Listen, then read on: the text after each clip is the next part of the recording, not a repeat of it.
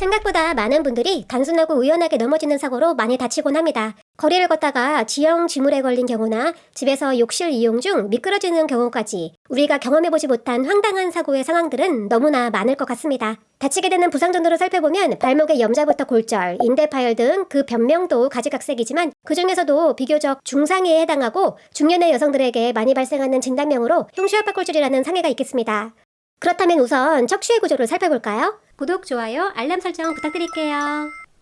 우리 몸의 기둥과도 같은 존재인 척추는 약 2에서 3cm 정도의 척추뼈 26개가 일정한 간격을 유지하며 앞과 뒤로 부드럽게 구분 채로 존재합니다. 이 중 등뼈인 흉추가 12개이고 척추의 절반이 이 흉추에 해당합니다. 가슴 및 흉부의 굽힘과 편, 그리고 좌우 움직임에 중대한 영향을 미치게 됩니다. 따라서 다치게 된다면 극심한 통증은 물론 일상과 생활의 질이 매우 떨어지게 되고 골절 사고 시 후유장애까지 발생할 수 있습니다. 그렇다면 흉추압박골절이란 무엇일까요? 압박골절이란 척추의 몸통 부위가 넘어지는 등의 외력에 의해서 눌려져 찌그러진 상태로 알루미늄 캔이 납작해진 모습을 연상해본다면 좀 더 이해하기가 쉬울 것입니다. 이러한 압박골절이 40대 후반부터 시작하여 여성들에게 많이 발생하는 이유가 있는데 호르몬의 변화와 폐경기 이후 체질적인 요인에 의해 뼈의 밀도 및 건강성이 낮아지는 경우가 많기 때문입니다. 나이가 들어가면서 노화가 발생하는 것은 필연적인 부분이겠으나 평소에 건강관리에 소홀하다 보면 중년의 골밀도가 많이 낮아지면서 골감소증이나 골다공증이 발생할 수 있고 이러한 상태에서 경미하다 생각하는 대수롭지 않은 낙상사고에서도 흉추압박골절이 발생하게 되는 것입니다.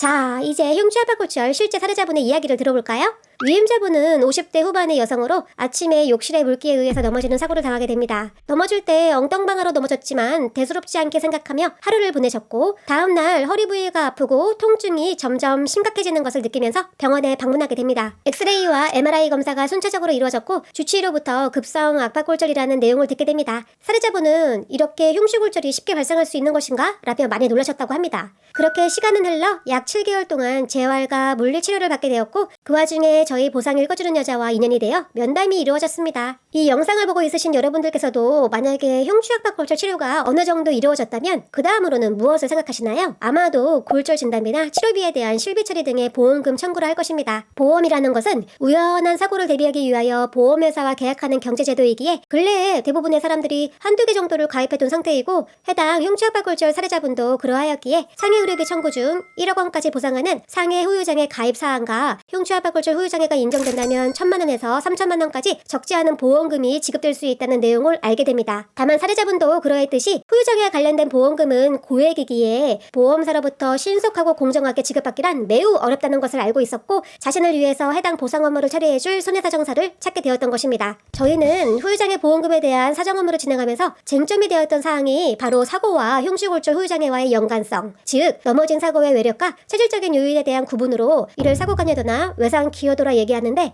보험사에서는 사고 연관성을 70%만 인정하겠다는 주장만 지속적으로 내세웠던 부분에 있었습니다. 그러한 이유는 당사자의 골밀도 검사에서 T스코어가 마이너스 2.5에 해당하여 골감소증에 해당하는 수치를 알 수 있었으며 주사치료를 받았다는 내용 등을 근거로 주장하며 내세웠기 때문입니다. 보험사의 주장처럼 외상 기여도가 70%만 인정된다면 3,000만 원이 지급될 보험금이 2,100만 원으로 감액되기에 흉추압박골절 후유장애 보험금과 관련된 이러한 내용들은 실무에서 보험사가 매번 언급하는 내용에 해당합니다. 저희는 보험사의 의견에 드립되는 내용으로 T스코어 마이너스 2.5는 골다공증이 아니기에 외상기여도는 100%에 해당하고 주사치료는 골다공증의 예방 등을 위한 치료에 해당한다는 것을 항변하면서 주치의의 소견을 다시 종합하여 대학병원의 의학적 감정을 제차받아 후유장애에 대한 보험금의 모두를 지급 처리 및 마무리할 수 있었습니다. 해당 사례처럼 지급해야 하는 쪽인 보험회사는 어떠한 이유를 들어 매번 지급하지 않거나 감액하려는 내용들을 만들기에 그러한 내용들을 알고 접근하는 것이 자신의 권리가 상실되지 않게 하는 지혜라 말씀드리며 흉추압박골절 후유장애 보상 문제에 대한 궁금증이 있으시다면 댓글에 남겨진 상담 창구를 이용해보세요. 상담은 무료입니다.